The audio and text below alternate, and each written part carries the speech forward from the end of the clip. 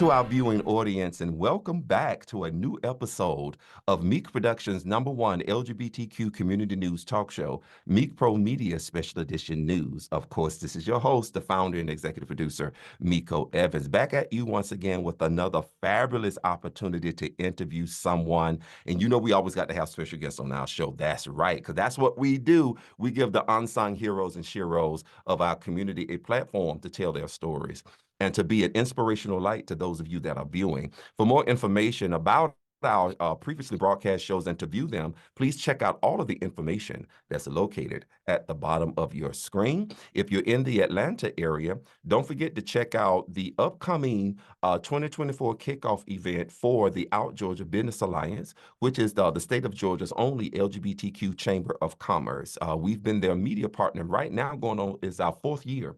Not only being a member, but being their media partner. And we're proud to be LGBTQ certified through them by way of the National LGBTQ Chamber of Commerce in Washington, D.C. And so look forward to seeing us as a part of the African American initiative that they're going to be doing for Black History Month. So we'll give you more information about that throughout our episode. We're still in the 15th anniversary season of our talk show and podcast, 15 years of media, can you believe it? And we're also still celebrating our 20th conceptual anniversary of the overall vision of the world's first LGBTQ exclusive talent agency and production company. It is with great pleasure to have this wonderful special guest on our show. He's a new budding actor and model, hails all the way from Puerto Rico. And I can't, I'm really, really disappointed that I didn't get a chance to go to Puerto Rico last year to celebrate the 40th anniversary of the International Gay and Lesbian Travel Association. You know what I'm saying? IGLTA, and because we're a member of those two, but they had their annual convention in Puerto Rico where they started 40 years ago. And I wanted to go there so bad, but I missed it. But I'm glad to have a Puerto Rican representation right here on the show. Welcome, actor extraordinaire, entertainer extraordinaire, Angel Rivera. Yes. Did I pronounce that right? You did. Angel. Yes, that's right. Angel Fabian Rivera. So I'm trying to get that thing together. But to those of you that are looking at his name, of course, the name is spelled Angel, but that's not the way it's pronounced in his native language. So tell us a little bit about that, because I know a lot of people get confused. And I remember seeing the video that you did about the things that you normally go through when you go to an audition. So kind of tell us a little bit about that. So it's very funny because when I present myself always here in the States, I'm like, my name is Angel Fabian Rivera, and they're always like, what? And I have to say it again, but then it's still like they still ask the question like, well, it says angel or it's angel. And I'm like, yes, it's that's how it's spelled, angel, but it's actually pronounced Angel because in Spanish it does have an accent in the first A. So that accent just gives it away like that is in Spanish. And the G is silent. So it sounds like Angel. I always tell people like, think about hell, like the opposite of an angel. And that's how you're going to get it right. Wow, I'm just saying, I'm just totally flabbergasted right now, because I'm like, I've never heard it pronounced that way, Angel. I was like, wow, that's deep. That's really deep. Because when I saw that video, I was like, oh, what, is that the way you pronounce your name? So, wow. But thank you so much for being a part of our show. For those people that don't know, we first met Angel at a independent filming of the upcoming movie Lethal Love Affair that was, of course, done by my girl, Joyce Fitzpatrick, and her husband. We had a chance to meet because I was an extra casted for that particular show, and so were you, am I correct? I was doing like a one-liner kind of character thing, yeah. How did you find out about that opportunity? Actually, if I tell you, I'd lie. Because that's, day to day, I'm submitting for auditions here and there to see what happens, but I do believe it was like in a casting call, and I've already auditioned for them for some other project, and then they call me in. They were like, hey, are you available to do this? And I'm like, okay, let's do it. And yeah, it was almost 2 years ago. No, well, a year ago. It was more than a year ago. Yeah, I remember that. Mm-hmm. It's a long time Wow, ago. because I know Joyce ended up finding me like that very tail end of 2002 going into 2023, 2023. and I end up missing her voicemail, and then I end up calling her back because that was right after I came back from Italy. I think she called when I was still out of the country and told me about, they were still looking for extra people because they was trying to actually cast the lead role, but I didn't get a chance to get back in touch with her in time enough, but they still wanted to work with me and stuff like that. So she called me back, and that's how we got connected. And so I'm proud to say that we was the first media outlet to break the news about the upcoming film. And for those people that are viewing, we will be doing the private screening for Lethal Love Affair. We was the first media outlet to actually debut the trailer. So for those people who haven't seen the trailer yet to the movie Lethal Love Affair, please go to our archives on our YouTube channel to check that out right now, because I know we was the first outlet to actually promote that, and so we're still going to be promoting that. And as a matter of fact, I think we'll play that commercial during the commercial break, so that you all can check that out. So stay tuned. But Angel, tell us a little bit about your background because you hail from Puerto Rico. So tell us about that. So I come from a small town in Puerto Rico. It's from the West Coast, is where people don't go when they go to Puerto Rico. But I always tell people you gotta visit the West Coast of Puerto Rico. So I come from this small town. I went to an art school in my high school, and that's when I started finding finding myself. You know, being queer, being an artist, Wow. finding myself. So I went to this school. It was like an after school, like an art school. It was like I go to my regular school from 8 to 2:30, and then after that, I go to that school from 3:30 to 7:30 p.m. every day. So I was in school for 12 hours from Monday to Friday, just training myself in acting, in dancing, and singing, and also the piano because I play the piano as well. So I did all this, and then I it was about to go to college, and I told my parents like I do want to study theater, and they were like, "What?" And I was like, "Well, yeah, this is my passion. It's what I've been doing for the last 3 years." And they wanted me to be an engineer or an architect or a normal. So I decided to go to San Juan, which is where we have only two schools in Puerto Rico that offers a BA in acting. So I went to the biggest one, and I spent there 5 years going through my acting BA, and then I learned. I started working with professional people, professional theater groups, and I started doing theater. I started doing musical theater, which is how I started. My first Wow. role, yeah, my first role was back in high school when I was in my senior year. I did Shrek the Musical, and I played Donkey, and that's how everything started. That was my last year, and then after that, I met incredible people in San Juan, and so when I started studying there, I was studying and working at the same time. I was learning more outside the school, honestly, but that's where you learn the real deal, like out in the field. Uh, That's really really awesome, man. That you had a chance to have that experience and to play what the donkey and Shrek the musical. Are you yeah, serious? yeah, it was so fun, and I'm a kid at heart, so for me, it was just like so incredible to portray such an iconic character and to be a kid, because being an actor, it's just not being afraid of being silly, not Hmm. being afraid of just exploring yourself and getting out there. And yeah, I did musical theater in my college.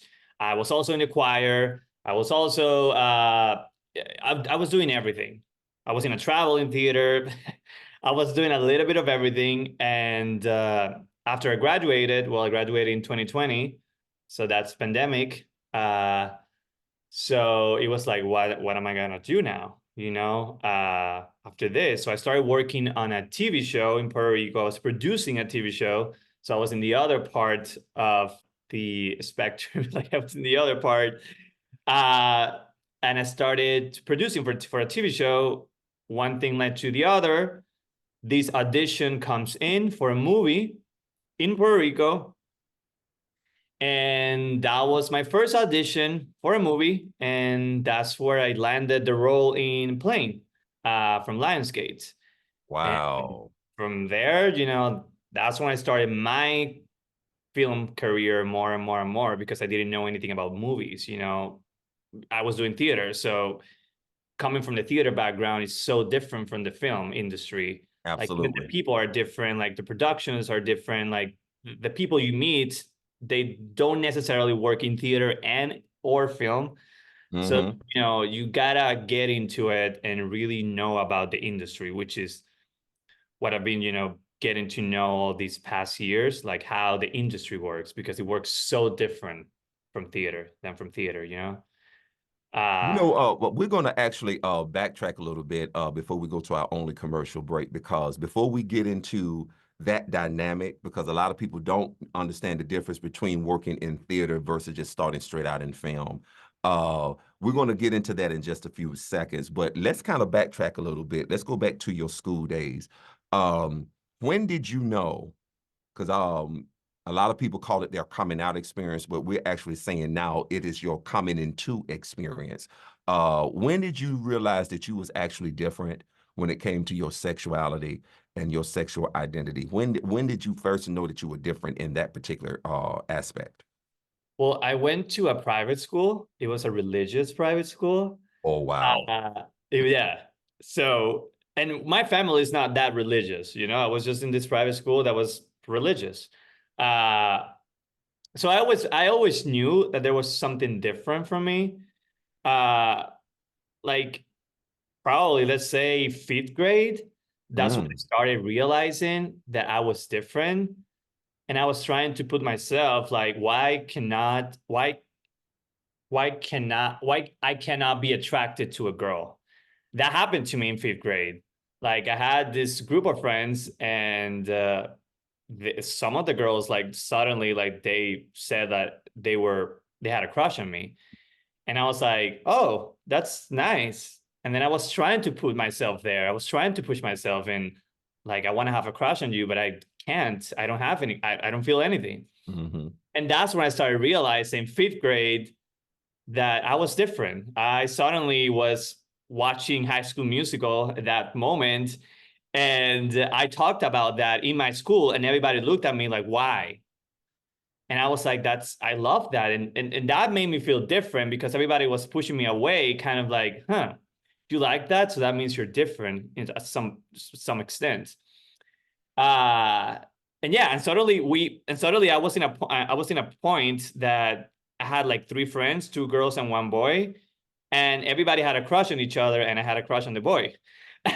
So that's when I was like, oh, okay, like this is different, this is interesting. But it wasn't until I moved out from that school that I started exploring more of like, oh, what is this? And that happened until high school. When I went into I think it was my sophomore year, that's when I started realizing I was in a public school. I was in a most, open environment, and I didn't care about what people said. I did hear people talking about me behind my back and saying like this guy's different, but I went into it with a different mindset that I'm just gonna have fun in my high school, be myself, and see what happened from there. But yeah, it was an interesting, because I always knew, like some people always know about that, and I always knew growing up, and it's something that I don't talk about it that much, but it definitely was hard for me, like being that private school, like trying to be myself, but I couldn't because there was no way for me to be myself. Absolutely. Uh, Wow. but yeah, it's been definitely a process, and it's not until now that I'm an adult that I'm starting to explore more of myself and feel more myself and find out who I really am, because queer people, we go through a process, right, of self-discovery. And I do believe everybody goes through that, but as queer people, when we're going through this, sometimes we think that we're going through something that's not right, that is incorrect. And we go into it with that mindset that I'm going through something that should not be that way. And that puts us like in an outside place, lost. Like you can feel like you're lost because you don't know who to look to, or what's right, what's wrong, or how to do this, or am I too much, or why am I like this, or why can I not be like you, or what, there's so many questions that goes through your mind when you're queer, right? When you're growing up in a place that you cannot be yourself because of certain aspects of it. Because I come from a small town, Absolutely. it was also like Mm-hmm. very hard. Like there were probably like 3 queer people in my high school, you know, and most of them were not out. So it was very interesting process of finding out who I was.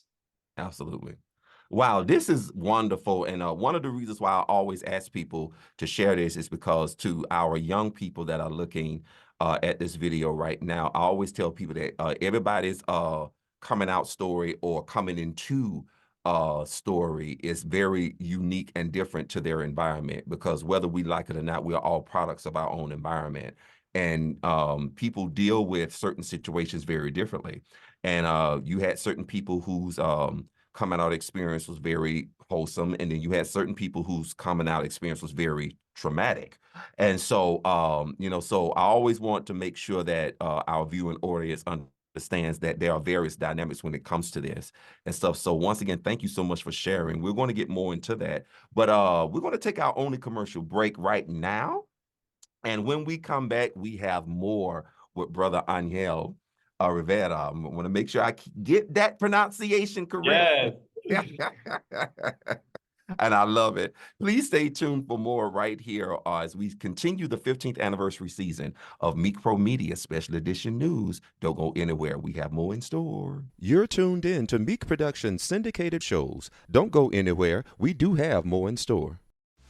Hello, everyone. This is Chris Lugo, Executive Director of the Out Georgia Business Alliance, Georgia's only chamber of commerce serving the LGBTQ+ community and our allies. Formerly known as the Atlanta Gay and Lesbian Chamber of Commerce, Out Georgia serves the community by advocating for the most inclusive and equitable business environment, providing support and resources to fuel economic growth, and driving meaningful community connections and impact across the state of Georgia. For more information about membership and the legacy of our organization, please visit outgeorgia.org. Once again, that is outgeorgia.org. We look forward to serving and networking with you soon.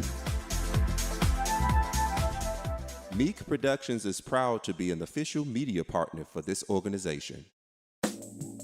Hey there, this is George Carlton, President of the Metro Atlanta Association of Professionals. Are you looking to expand your business, seeking employment connections, or want to grow your professional network but don't love traditional networking? The MAP is right for you. As Atlanta's first LGBTQ+ business association, we pioneered partnerships and networking with Atlanta's leading changemakers to help you connect authentically, in person and online, with people from diverse industries, identities, and histories. For more information about membership and being part of our legacy, visit our website at www.maapatl.org. Once again, that's mapatl.org. We look forward to connecting with you real soon. Meek Productions is proud to be an official media partner for this organization. Let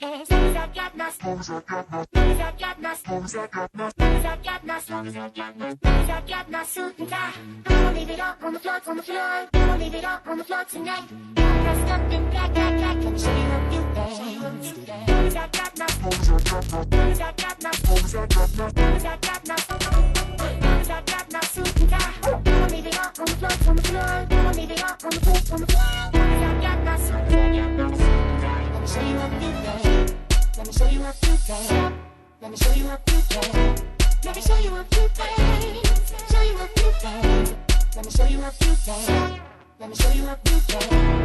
Let me show you a few things.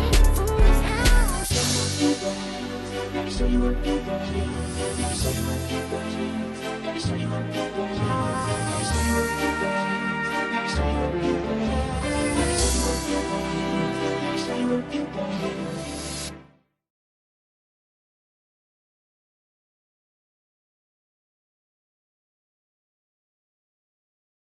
Greetings, this is Jim Farmer, Festival Director of Out on Film. Since 1987, Out on Film has been dedicated to supporting the exhibition of LGBT film and video art forms with top-rated films, intimate settings, audience participation, and special celebrity events, which gives moviegoers and sponsors a way to connect and extend a 90-minute film into a lasting relationship. For more information about film submission, the history of the festival, and how to donate or sponsor, please visit outonfilm.org. That's outonfilm.org. Meak Productions is proud to be an official media partner for this organization.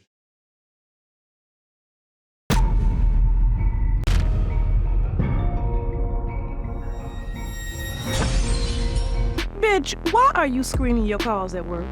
It's a long story. Well, give a bitch the Cliff Notes version. Okay. Girl meets girl. My girl Zoe here, she's new in town, but I can see the two of you are already hitting it off. Girl falls for girl. Can have it all. Yeah? And what if I want you? Is that something I can have? But then girl does some crazy ass shit. You're gonna get off my fucking car, bitch! You told me that we could be friends. We are friends. I don't think you're being a very good friend, Crystal. It's bitches like you who think they're special. So girl loses girl. Fuck you, and fuck this picnic. You never call. You changed all your numbers. You can't just disappear on a person like that. Watch me.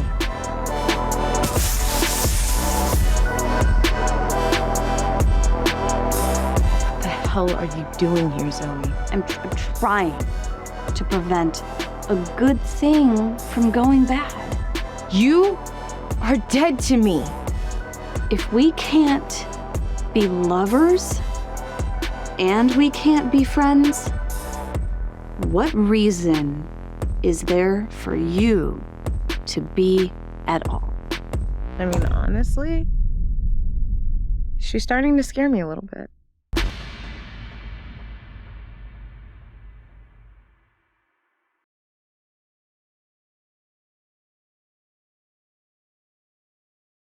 And we're back with the last half of our new episode of Meek Pro Media Special Edition News. Once again, this is the founder and executive producer, Miko Evans, back at you once again with our very special guest, Angel Rivera. You still with us, brother? Yes. We're here. Looking so sexually as usual. Once again, for more information about our previously broadcast shows, please check out all of the information located at the bottom of your screen. So let's continue our conversation. Let's get back into you first hearing about the opportunity to participate in that fabulous action movie called Plane. For those of you who have not seen it, I think it is already on digital right now. Yeah, it's on Amazon Prime right now. It's on Amazon Prime. I had a chance to go to the screening You that happened did. actually in Cobb County at the Battery at the Silverlight Yep. Theater and stuff. And that was my first time going to that theater. I always saw it on the outside, but I never had a chance to go inside. And so going to you all's screening of Plane gave me the opportunity to do that, because that was actually co-presented by the Latin American what film association? Georgia Latino Film Festival, yeah. Yeah, the Georgia Latino Film Festival and stuff. And that, so that was my first time networking with you all as well. So I want to give a shout out to Jasmine, my girl, who also gave me the invitation to that particular event. So I want to give her a shout out and everything. So yeah, tell us about that audition process again. So take you back to 2021. This is when it all started. I was doing theater. By that time, theaters were opening back in Puerto Rico. I was in Puerto Rico. And then I received this audition from my agent in Puerto Rico. And she sends me this audition that they're looking for a Middle Eastern looking actor. But they're in Puerto Rico, so it's hard to find someone, real Middle Eastern. So they're trying to find someone who looks like, or that can give the character. And she doesn't give me too much information about the project. They just says that it's a big production company that is coming to Puerto Rico to film the movie. So I auditioned like another audition, and a week later, I was in St. Thomas, and I received this call from my agent, and she's like, "Where are you?" And I'm like, "I'm in St. Thomas right now, having a trip." And she's like, "Are you sitting down?" And I'm like, "Yes, what's happening?" And she's like, "You got the job." And I'm like, "What job? What are you talking about?" And she's like, "You're going to be in a movie with Lionsgate." And I was like, what? So then she tells me all the info. She says, "This is what's happening in the next few weeks. You got to be in Puerto Rico. You cannot leave anywhere. You got to stay here because we're going to start filming soon, but we still don't know the dates." And then she tells me that the movie is with Gerard Butler and Mike Coulter and all these big people. And I was like, what?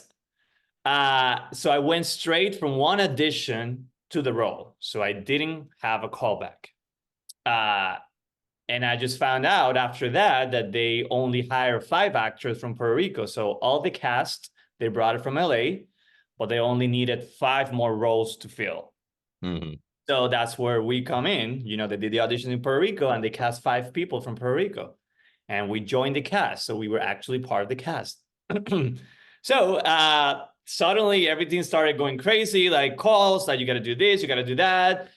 You know, it was crazy. And then a week before we start shooting, we have to go to a table read. And that was my first table read in a film project. So they got us into this room, like there were like 20 tables all around.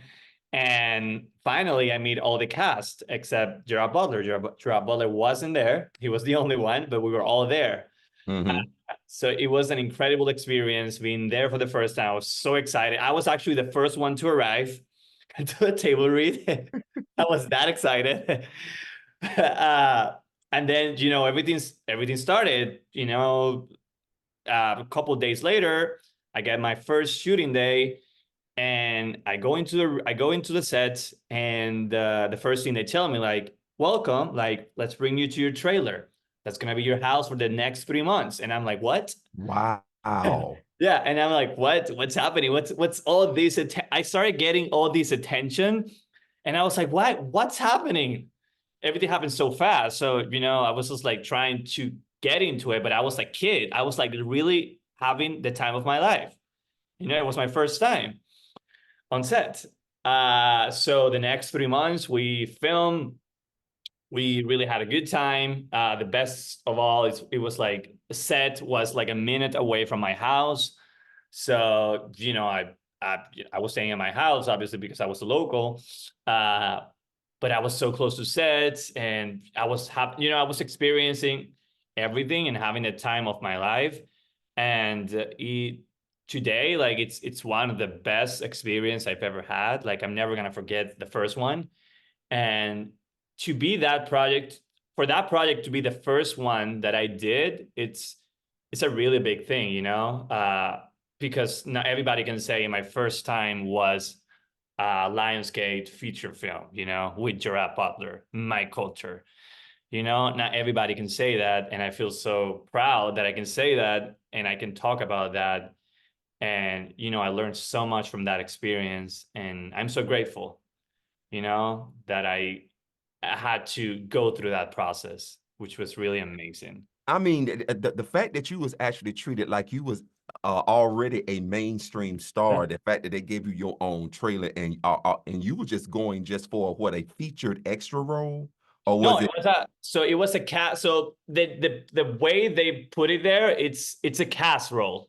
Wow. So it's part of the cast. Yeah, it's just that they had like 2 different casts. They had like the principal cast, and then they have the whole cast. Gotcha.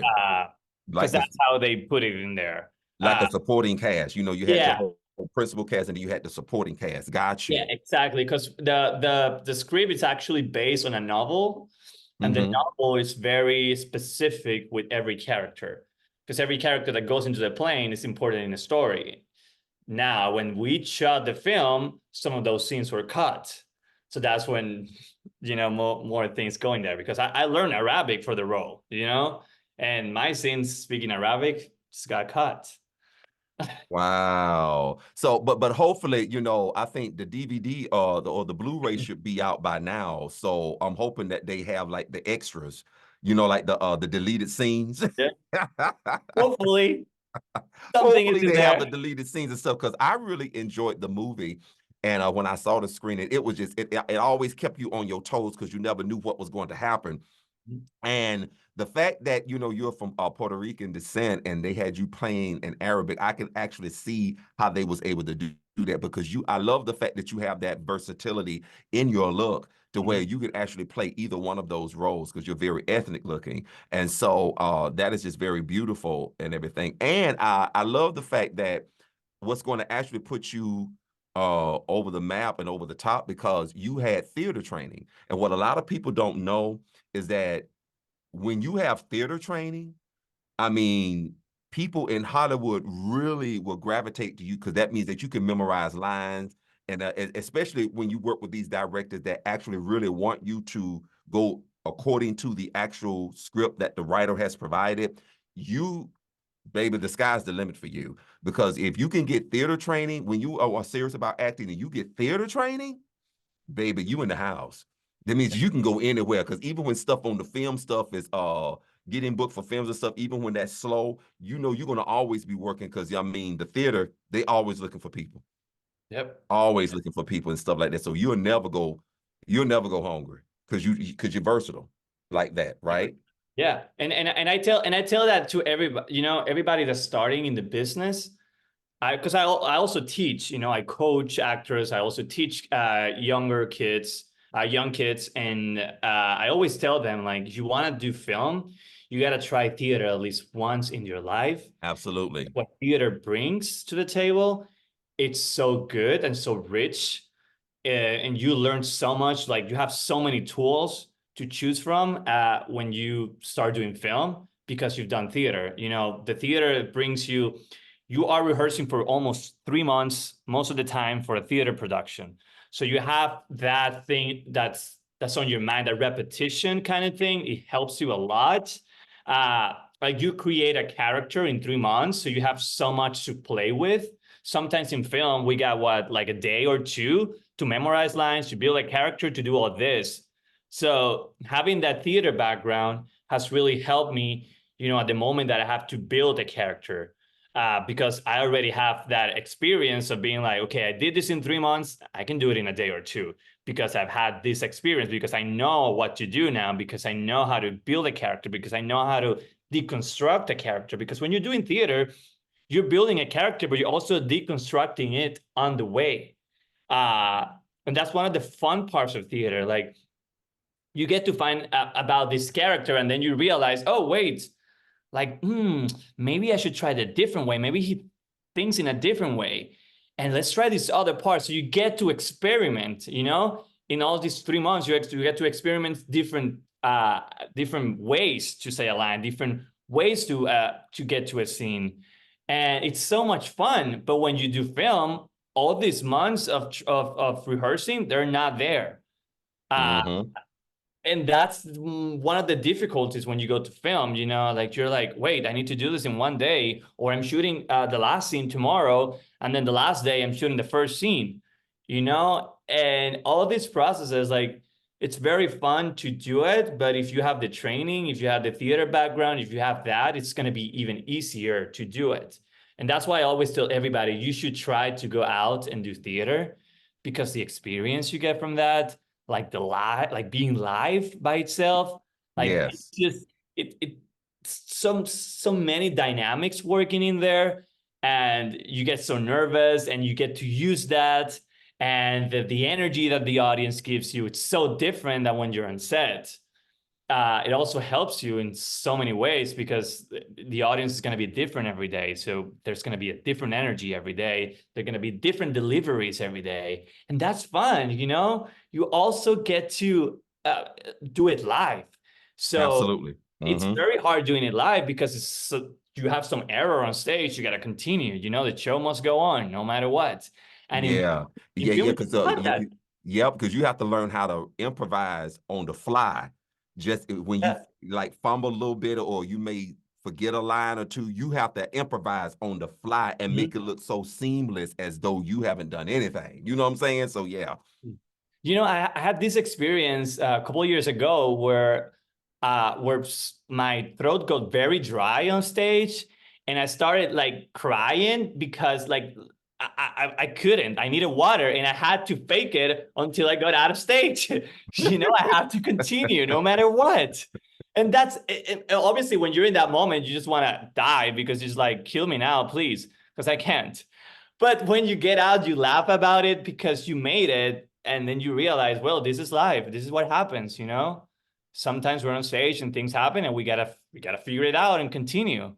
You know, there's so many aspects happening, lighting, text, my scene partner is there, the audience is there, then some phone starts ringing on the, there's so many things that can happen and can go wrong on stage, but you learn from that and you learn how to continue and you learn how to, you know, continue the show and finish it with very good things. But yeah, I always tell everybody like these tools that theater gives you, you're not gonna find it in film, you know, because film doesn't give you all the tools. You know, if you go straight to film, there's so many other things that theater can give you, and you just gotta try it once, you know, and just live the experience once, and you'll see. Yeah, that's absolutely correct and stuff. Because I know one of our with our talent agency, one of our most successful talents who was selected as our Mr. Meat Productions from 2016. He had just joined the agency, and I know he had never had a major acting role. He did like little small stuff here and there, you know, on the local front, but he never had like a major theater role opportunity to work with other major celebrities that worked in both television, film, and theater. And so, so I want to give a shout out to Mr. Eddie Clark Posey because his first big break was with this traveling production company, No Jive Productions, when he did his Double Life, and he started out as an understudy. And he did It's so hard. well with that small role as an understudy to where he ended up getting promoted in the feature role for that play. And so now he's still working with that production company and stuff now on their new play, A Father's Love and everything. And I know that's starring with Terrell Wilson and Dorian, the actor Dorian, who used to play Professor Ogilvy on this hit TV series, The Parkers. And so that was his first time actually working with real celebrities in that particular field and stuff like that. So now that he has that theatrical training, I mean, him going after film projects and stuff is going to be a breeze. So yeah, I want to give Eddie a shout out and stuff. Got to bring him back on the show too. So, but Angel, this has been a wonderful opportunity. Thank you so much for sharing your story. And before we end, I want to talk about when was your first time actually coming to the States? So the States, Mhm. 2 years ago, 2022, after I filmed Plane, I actually went on a tour too as well, on a traveling tour for theater. I took that that traveling theater experience just to experiment how the States felt. You know, it was my first time here, like living, like going through it. And after that, I actually got a theater project here in Atlanta, Georgia, 2022, Almost for Everyone in America. Mm. Great play. And after that, I moved here. I was like, okay, let's just try it out. Let's go there. I was like, I don't know what I'm doing. I'm just gonna go with it because I wanted more. You know, there was so much that I could do in Puerto Rico, and I felt that I needed to take the next step. And you know, my plans are are to go to LA. Yes, I want to go there. That's, you know, that's where everything happens. But in order to get there, I needed to grow my resume. I needed to grow my reels. I needed to grow my experience. I needed to, because again, my only film experience was Plane. So Mm. it was like, what am I gonna do now? How am I gonna do this? Because people think, wow, you get a big role like that, everything's gonna open. No, it's not. It's not like that. It's ups and downs in this business. Yes, it is. So I had to humble myself and be like, we gotta start over again. You know, we gotta do this again, and that's what I did it, and you know, I never looked back, and here I am 2 years later, and I'm still here. And you are doing a fabulous job, brother. And so, once again, congratulations on everything and all of your accomplishments. It's so wonderful to have met you last year on the film project Lethal Love Affair, and I'm glad that we are constantly going to continue this relationship, because I know, yeah, we've been following each other on social media since the day we met. I know, right? Since the day we met and everything. So, final words. What do you want to share with the next generation? What words of encouragement you want to share with the next generation that's part of our community? You just gotta be yourselves. Uh, we also gotta thank the people that came before us. Absolutely. We're living in a different world right now. When I grew up, when you grew up, it was different. It was hard for people like us, for people that were different, being queer, being an artist as well. It's Absolutely. you in a box. And we're living in a world right now where people are more allowed to be themselves. And we should not be sorry about that anymore, because people before us fought for us, and we keep fighting to find, to be ourselves in this world, to be safe, to go out and express ourselves with no problems. But yeah, you just gotta be yourself, respect everybody, respect each other, respect so you can be respected. Be yourself, go for your dreams. Like you cannot sit around and wait for a dream to come to you. You gotta stand and you gotta go and fight for that. You gotta show up, you gotta be there, you gotta learn, you gotta keep growing, you gotta listen as well. And yeah, just have fun. Life is only one. Like, we get to experience this just once. So you should go for what you want, you should go for what you're dreaming. And I tell people always, like, if you fall down, like, get up and keep fighting, like that's whenever you win the most, when you lose. So yeah, losing is the new winning. Awesome, brother. And like I said, I'm going to Puerto Rico sooner or later, because my first introduction to that culture is going all the way back to the 80s. This is how I really knew I was gay. When I first saw the legendary Latin group Menudo. Menudo. When I first saw Menudo, and I'm talking about, this was during the years of Ricky Martin. Ricky Martin. And Robbie Draco Rosa. Robbie Draco And Rosa. Johnny Lozada. And Ricky Mendez, and all of them, Ro Rosello, and Ray Acevedo, and all of them. This was, I was actually into Menudo then, when they was young and in their heyday. So, I got to go to Puerto Rico, because, like I said, I've been following your culture and everything since then. So, Angel, it's so wonderful to have you on our show. You must come back. Yes, definitely. How can people reach you on social media? So they can find me. I'm on TikTok, Instagram, Facebook as Angel Fabian Rivera, just like that, just like my name. You can find me on all platforms just like that. And yeah, reach out to me, and also if people need any coaching, any help, reach out to me, and I'm here to help, and I'm here to help young generations and actors who are starting out, and help them, in any way I can. Awesome. And all of that information should be located at the bottom of your screen.